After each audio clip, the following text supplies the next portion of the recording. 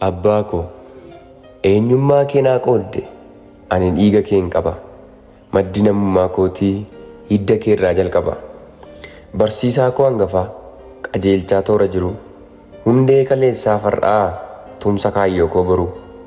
Gorsaa qabaa jireenyaa, agarsiisaa kallattii, jaalallan isiif qabu kan eenyurraan addatti. Isati na guddisuuf bifa namummaa baate, gateettii kee qunca'ee ba'aa koo obsee baate. Humna keessa ganamaa na namoomsuudhaaf cabe, dafqa kee illee lamaan daandii koo tolchuuf cophe. Utuun maal irraanfachuu hin danda'u, kan kee iddoon qofaadhaa eenyu siin bakka hin bu'u. Kuuseen qaba seenaa kee onnee koo keessa kaa'ee, sin boonsa kun waadaadhaa iddooti yaaddeen ga'e.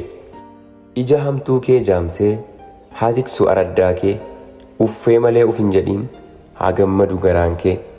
Waaqayyo fayyaa guutuun siin naafa qanansiisu, akka harraagessaatti umurii kee haa dheeressu. Lafa guurinaa buli jiraadhu fili arrii, kan kana booda qabdu siifa milkaa'u barrii.